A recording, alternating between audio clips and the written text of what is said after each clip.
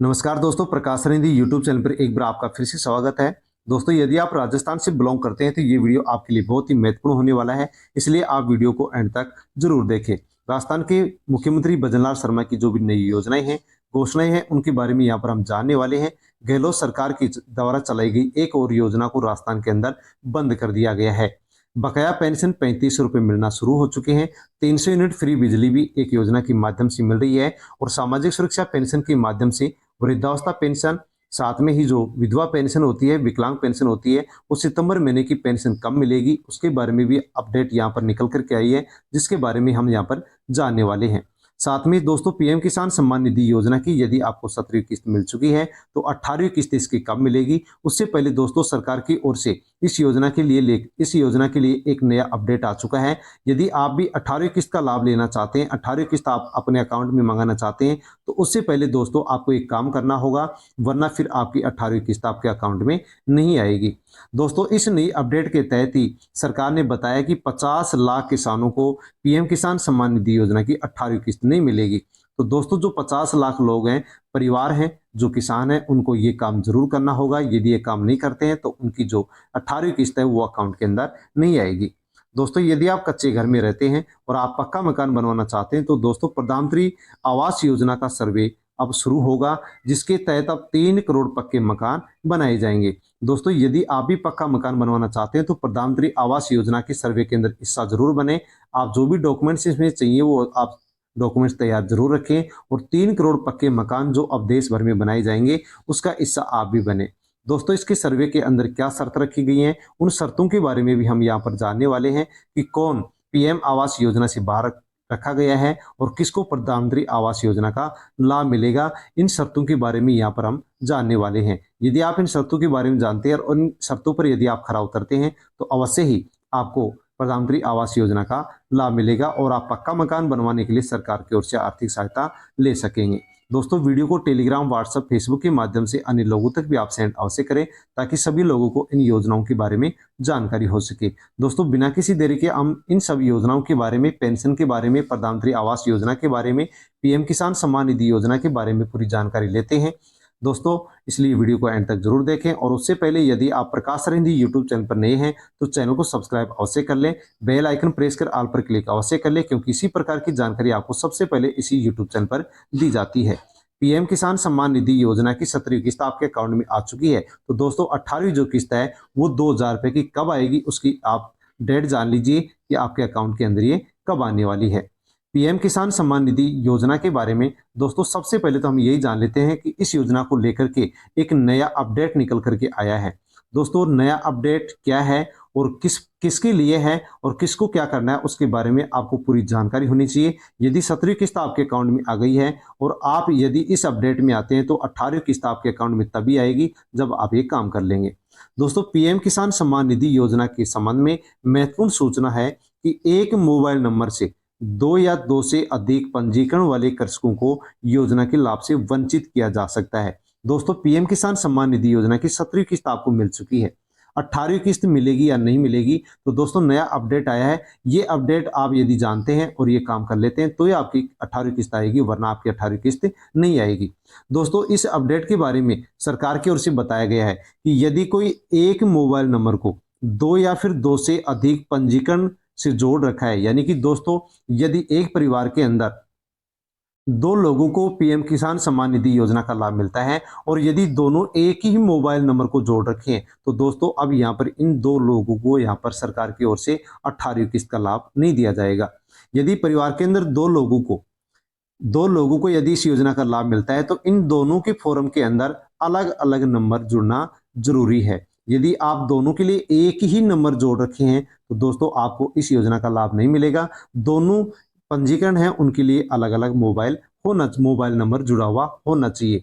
यदि आपके भी परिवार के अंदर 2 या 2 से अधिक लोगों को पीएम किसान सम्मान निधि योजना का लाभ मिल रहा है, 17वीं किस्त मिल चुकी है, दोस्तों 18वीं किस्त लेने के लिए अब आपको अपने परिवार के सभी सदस्यों को अब अलग अलग मोबाइल नंबर जुड़वाने होंगे।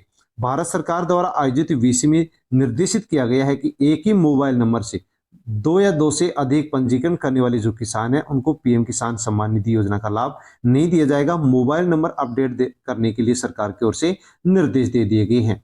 किसानों को अपना मोबाइल नंबर अपडेट करने के लिए 30 सितंबर 2024 तक का समय दिए गए हैं। वे पोर्टल के होम पेज पर दिए गए अपडेट मोबाइल नंबर विकल्प के जरिए या फिर सीएससी सेंटर या फिर ई मित्र या जनसेवा केंद्र से जाकर के मोबाइल नंबर को अपडेट करवा ले, अन्यथा इस योजना का लाभ आपको नहीं मिलेगा।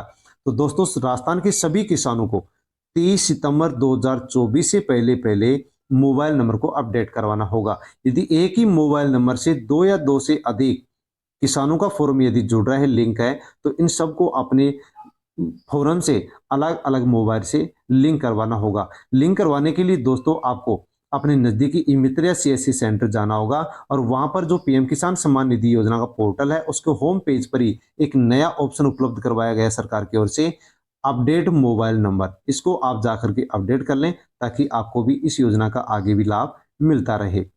एक ही मोबाइल नंबर से किए गए अधिक पंजीकरण वाले कृषकों को योजना का लाभ नहीं मिलेगा, इसलिए जल्द से जल्द कृषकों को अपना मोबाइल नंबर अपडेट करवा लेना चाहिए। इसके लिए सरकार की ओर से सूचित किया गया है। साथ में ही दोस्तों, यदि आप बिजली की बिल को लेकर के परेशान हैं तो सरकार की ओर से प्रधानमंत्री सूर्यघर मुफ्त बिजली योजना के अंदर रजिस्ट्रेशन होना शुरू हो चुके हैं। दोस्तों, आप प्रधानमंत्री सूर्यघर मुफ्त बिजली योजना के माध्यम से दो प्रकार से लाभ इसका ले सकते हैं। यदि आप इस योजना के माध्यम से अपने मकान की छत पर सोलर पैनल लगवाते हैं तो दोस्तों, सोलर पैनल लगवाने के लिए सरकार की ओर से सब्सिडी दी जा रही है। साथ में आपको प्रत्येक महीने 300 यूनिट बिजली भी फ्री दी जाएगी। दोस्तों, इसके लिए रजिस्ट्रेशन शुरू हो चुके हैं, आप रजिस्ट्रेशन करवा सकते हैं। यदि आप रजिस्ट्रेशन करवाते हैं तो मकान की छत पर सोलर पैनल लगाने के लिए आपको सब्सिडी मिलेगी और आपको 300 यूनिट बिजली भी फ्री मिलेगी। 1 किलोवाट का यदि आप सोलर पैनल लगवाते हैं तो 30,000 की सब्सिडी मिलेगी, छूट मिलेगी। 2 किलोवाट का लगवाते हैं तो 60,000 की छूट मिलेगी। 3 किलोवाट का लगवाते हैं तो 78,000 रुपए की छूट आपको मिलेगी। नजदीकी ई मित्र या जनसेवा केंद्र पर जाकर के आप रजिस्ट्रेशन करवा सकते हैं, जिसके लिए आपको एक तो मोबाइल नंबर चाहिए, दूसरा आपका बिजली का बिल आपको यहाँ पर चाहिएगा और आप जाकर के रजिस्ट्रेशन करवा सकते हैं। अधिकतम 3 किलोवाट के लिए आपको 78,000 रुपए की सब्सिडी मिल सकती है और प्रति माह आपको 300 यूनिट बिजली भी फ्री मिलेगी। दोस्तों, इसका रजिस्ट्रेशन आप घर बैठे मोबाइल पर भी कर सकते हैं। सरकार की ओर से इसके लिए एक वेबसाइट जारी की गई है, pmsuryaghar.gov.in। इस वेबसाइट पर जाकर के आसानी से आप इस योजना के अंदर आप रजिस्ट्रेशन कर सकते हैं, पंजीकरण करा सकते हैं, ताकि आपको भी सोलर पैनल के लिए सब्सिडी मिले, छूट मिले और आपको 300 यूनिट बिजली भी फ्री मिल सके। दोस्तों, यदि आपके परिवार के अंदर वृद्धजन हैं, महिला या पुरुष हैं जिनकी उम्र 60 साल से अधिक है, उनके लिए राजस्थान सरकार ने एक फ्री यात्रा योजना भी शुरू कर दी है, वरिष्ठ नागरिक तीर्थ यात्रा योजना। वरिष्ठ नागरिक तीर्थ यात्रा योजना जिसके लिए 2024-25 के लिए आवेदन शुरू कर दिए गए हैं। आवेदक की उम्र कम से कम 60 साल होनी चाहिए। आवेदक के साथ एक व्यक्ति सहयोगी बनकर के आवेदन कर सकता है। यदि आपके परिवार में 60 साल से अधिक महिला पुरुष हैं तो आप उनका फॉर्म ई मित्र या सीएससी सेंटर पर जाकर के फॉर्म भर सकते हैं। वरिष्ठ नागरिक तीर्थ यात्रा योजना के माध्यम से सरकार अब राजस्थान के वरिष्ठ नागरिकों को फ्री में यात्रा करवाएगी। यदि आप फॉर्म भरते हैं और आपका फॉर्म यदि एक्सेप्ट होता है तो आपको भी इस योजना के माध्यम से फ्री में यात्रा करवाई जाएगी। फॉर्म भरने के लिए कुछ डॉक्यूमेंट्स यहाँ पर चाहिए, जैसे कि आधार card, Jan Aadhaar card, medical प्रमाण पत्र, पासपोर्ट साइज की फोटो, मोबाइल और राशन कार्ड आपको यहाँ पर चाहिएगा और आप फॉर्म भर सकते हैं। फॉर्म एक्सेप्ट होता है तो आपको फ्री यात्रा राजस्थान सरकार के द्वारा करवाई जाएगी। इसी के साथ दोस्तों, राजस्थान के अंदर 90 लाख पेंशनधारियों की 3 महीने की पेंशन बंद। तो दोस्तों, यहाँ पर 90 लाख पेंशनधारी हैं जिनकी पेंशन बकाया चल रही है, पेंडिंग चल रही है। सामाजिक सुरक्षा पेंशन योजना के माध्यम से वृद्धजन को, विधवा महिला को और विकलांगों को पहले 1,000 रुपये मिला करते थे, लेकिन बजनलाल सरकार ने इसमें 150 रुपए की बढ़ोतरी कर दी है, यानी कि दोस्तों 15% की बढ़ोतरी की गई है। इस प्रकार से 1150 रुपये मिलना शुरू हो चुके हैं। लेकिन 1150 रुपये जब से मिलना शुरू हुए तब से राजस्थान के अंदर 90 लाख पेंशनधारी ऐसे हैं जिनके अकाउंट के अंदर पेंशन नहीं आई है। 3 से 4 महीने की जो पेंशन है उनकी पेंडिंग चल रही है। पेंडिंग क्यों चल रही है और ये पेंडिंग पेंशन कब आएगी दोस्तों, उसके बारे में आप अवश्य ही जान लीजिए। आपको पेंशन मिलती है, परिवार के किसी भी सदस्य को सामाजिक सुरक्षा से पेंशन मिलती है, तो उनकी पेंडिंग पेंशन कब आएगी और उनकी पेंडिंग पेंशन क्यों हुई, बकाया क्यों रही, इसका भी रीजन आप जान लीजिए। दोस्तों, इस पेंशन के अंदर चुनावी टाइम के अंदर राजस्थान के अंदर अनेक ऐसे युवा थे जिन्होंने आधार कार्ड के अंदर अपनी उम्र बढ़वा ली और फर्जी तरीके से इसके अंदर अपना नाम जुड़वा लिया और उन्होंने पेंशन लेना शुरू कर दिया। इस प्रकार से अब जब इसके अंदर जांच करवाई गई तो राजस्थान के अंदर 4 लाख लोग ऐसे हैं जिनका रिकॉर्ड ही फर्जी है। इनका रिकॉर्ड फर्जी मिलने की वजह से सरकार ने सामाजिक सुरक्षा पेंशन जो पेंशनधारी थे, जो पात्र लोग थे, उनके लिए भी सरकार ने बजट उपलब्ध करवाना बंद कर दिया, यानी बजट उपलब्ध नहीं करवाया।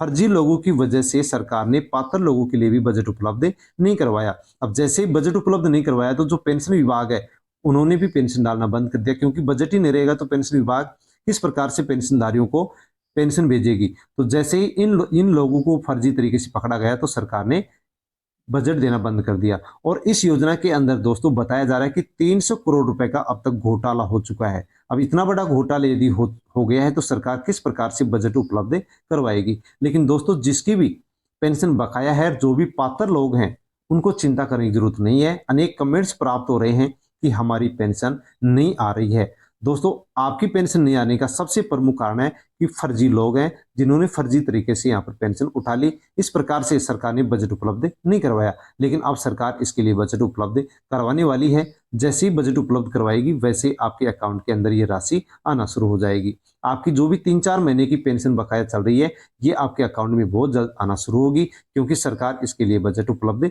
करवाने जा रही है। दोस्तों इसके अंदर पेंशन विभाग के द्वारा बताया गया है कि सरकार जैसे ही बजट उपलब्ध करवाएगी वैसे ही पेंशनधारियों के अकाउंट के अंदर उनकी जो भी बकाया पेंशन है वो एक साथ अकाउंट के अंदर डाल दी जाएगी। आपकी पेंशन है वो अप्रूव्ड कर दी गई है, लेकिन बजट सरकार उपलब्ध नहीं करवाई, इस कारण से आपके अकाउंट के अंदर ये पेंशन नहीं पहुंची है। अब जैसे ही सरकार बजट उपलब्ध करवाएगी वैसे आपके अकाउंट के अंदर बकाया पेंशन है वो सभी महीनों की आपके अकाउंट के अंदर जारी कर दी जाएगी। चाहे वृद्धावस्था पेंशन हो, विकलांग पेंशन हो या विधवा पेंशन हो, सबके अकाउंट में एक साथ ये पेंशन डाल दी जाएगी। इसी के साथ दोस्तों 1 करोड़ पेंशनधारियों के लिए और अच्छी खबर है कि राजस्थान के अंदर जिनको भी अगस्त के महीने के अंदर पेंशन मिल चुकी है और सितंबर के महीने की पेंशन अभी नहीं मिली है, ये लोग भी बहुत ज़्यादा कमेंट कर रहे हैं कि सितंबर के महीने की जो पेंशन है वो कब आने वाली है। तो दोस्तों 1 करोड़ जो पेंशनधारी हैं जिनको अगस्त महीने की पेंशन मिल चुकी है, सितंबर की नहीं मिली है, उनके लिए भी अच्छी खबर है कि दोस्तों आपको चिंता नहीं करनी है। आपकी सितंबर की जो पेंशन है उसके लिए सरकार ने लिस्ट जारी कर दी है और जिसका भी लिस्ट में नाम है उन सबकी पेंशन है वो अकाउंट के अंदर बहुत ही जल्दी डाली जाएगी। दोस्तों अगस्त के महीने में जिनको पेंशन मिली है वो सितंबर के महीने की पेंशन को लेकर के इतनी परेशान क्यों है, इसका सबसे प्रमुख कारण है कि राजस्थान के अंदर अनेक लोगों की यानी कि 90 लाख लोगों की पेंशन पेंडिंग चल रही है। इसलिए इन लोगों को चिंता सता रही है कि अगस्त महीने की जो पेंशन मिल चुकी है लेकिन सितंबर महीने की पेंशन हमारी भी आएगी या पेंडिंग रहेगी। तो दोस्तों मैं आपको बताना चाहूंगा कि आपको परेशान होने की जरूरत नहीं है। आपकी जो पेंशन है उसकी लिस्ट जारी कर दी गई है सरकार की ओर से। अब जल्दी इसके लिए बजट उपलब्ध करवाया जाएगा। जैसे ही बजट उपलब्ध करवाया जाएगा वैसे आपके अकाउंट के अंदर सितंबर महीने की पेंशन डाल दी जाएगी। यदि हम इसका अनुमान भी लगाएं तो दोस्तों जैसे कि वृद्धावस्था पेंशन है, विकलांग पेंशन है, विधवा पेंशन है, इनकी जो पेंशन है वो 15 तारीख के आसपास, 20 तारीख के आसपास और 25 तारीख के आसपास, यानी कि यहाँ पर 3-4 क्रम के आधार पर आपकी पेंशन अकाउंट में डाली जाएगी। तो आपको किसी भी प्रकार से 25 तारीख से पहले पहले किसी प्रकार से चिंता नहीं करनी है और महीने के एंड तक भी पेंशन डाल दी जाती है तो आपको 30 सितंबर तक भी कोई चिंता नहीं करनी है। 30 सितंबर तक भी यदि आपकी पेंशन अकाउंट में नहीं आती है तो आप कमेंट करें, कमेंट के माध्यम से आपको उसके बारे में सुझाव दिया जाएगा।